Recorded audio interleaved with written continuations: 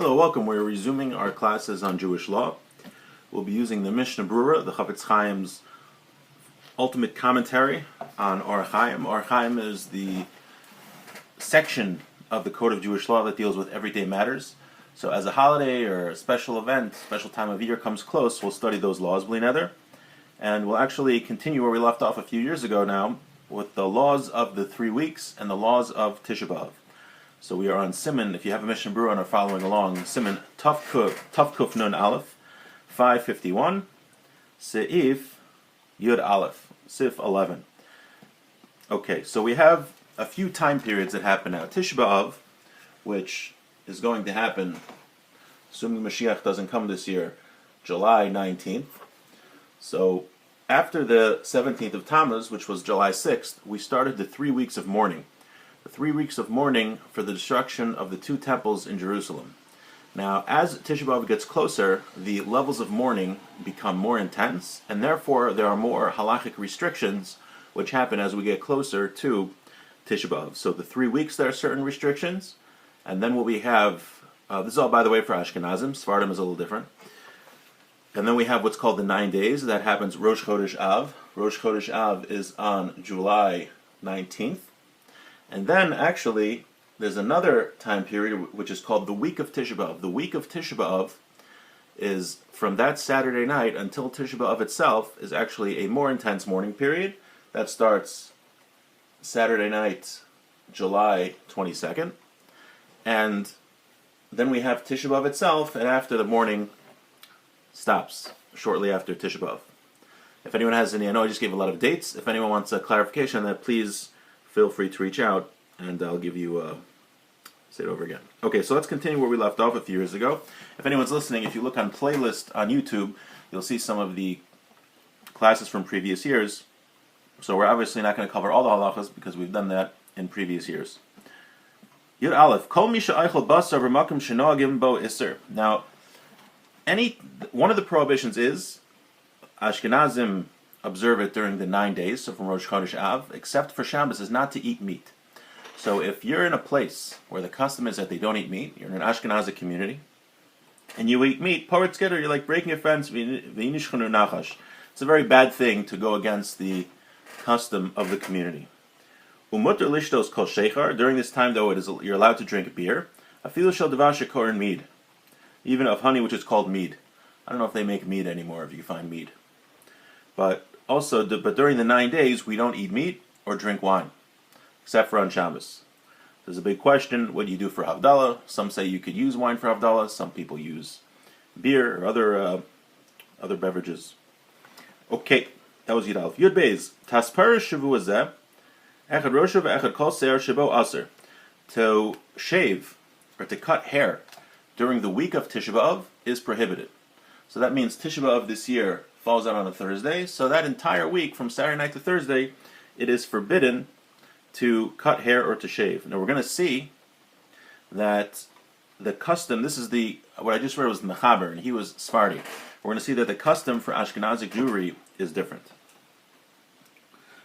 Now, I'll give a spoiler now, that Ashkenazic Jews, we don't cut our hair from the 3 weeks, and we don't shave in the 3 weeks.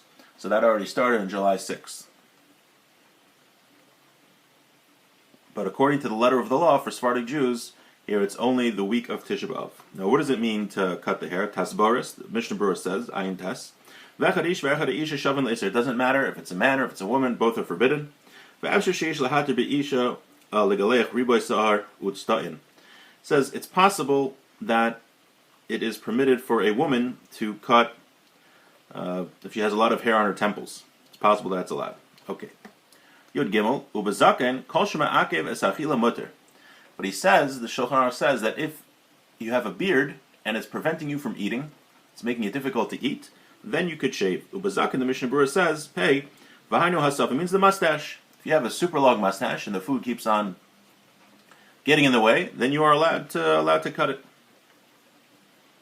Okay. Yud Daled, 14. Asur l'gedolim l'saper l'katanim. Adults cannot give haircuts to children during this time. We can't wash their clothes. The week that Tisha B'Av falls in. And again, this applies for us, for Ashkenazic Jews, during the 9 days. We don't wash clothes during the 9 days. Miu begadim she melamchin behem aktanim legamrei shemotziim behem reya umashtinim behem hani vaday mishishari vafilu bigdei shar aktanim nogim lahakal. The Ramah says that when it comes to garments that they use for like a diaper, those things you could wash. And then at the end he says, and even in other garments of children, the custom is to be lenient. Okay, let's see the Mishnah Berurah here. L'saper l'ktanim. The ktanim nami shayich b'hu chinuch, because we want to teach the children how to act properly, so we don't give them haircuts. Imishum avelos o mishum agmas nevesh, to teach them either mourning or to teach them that we're supposed to be a little uncomfortable during this time. B'shabbos shechal. So this is where it says that for Ashkenazic Jews, we're stringent from the 17th of Tammuz, which is for 3 weeks. The Kibis Morosh Chodesh, and we don't wash clothes for the 9 days. And he says when it comes to children, the Chayadim writes, for children, you could be lenient to wash their clothes, except during the week of Tisha B'Av itself. So according to the Chayadim, during the 9 days, you could wash children's clothes, except for the week of Tisha B'Av, which again this year starts July 22nd. If you're listening to this in subsequent years, obviously the dates will change, so don't listen to that.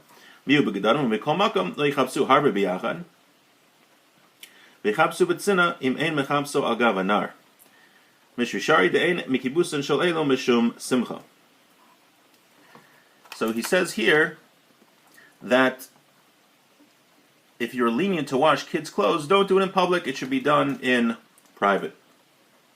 And because the reason that we're washing these clothes is not because of happiness, right? The dirty clothes we're washing. We're talking about washing the diapers and things like that. So the reason we shouldn't wash clothes is because it'll make us happy wearing nice new clothes. But giving a kid a new diaper, we don't really do this so much. We just buy diapers. But back in the day, they had like a cloth, I guess, that they tied around the kid. So we see here the Ramah is saying you could be lenient even with other clothes of children, not just the clothes that they do their business in, like the diaper type of thing. And it seems to be that nowadays, if your kids don't have any clothes, then during the 9 days you can for sure wash clothes for them. You don't have to go buy new clothes for Tezvav. Misha takfohu avelus. Someone, like God forbid, has a death in his family and he's an avel, he's a mourner. So a mourner doesn't cut his hair. Shemeis v'shel Shabbos zu v'hichbit za'aro.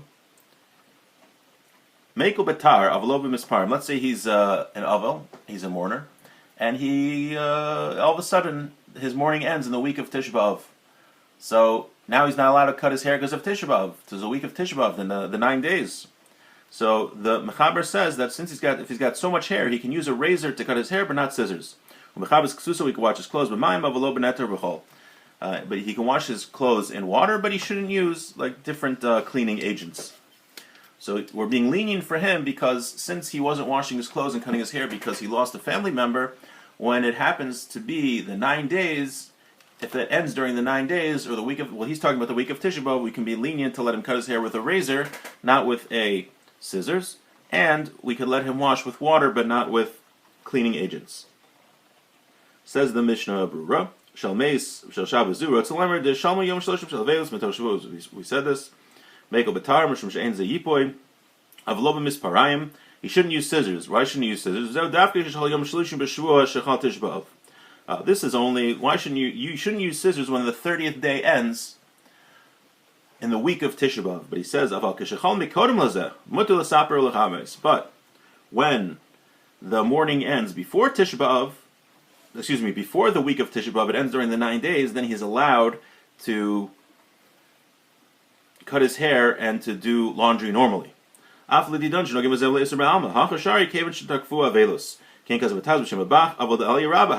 Rabbah argues on this. And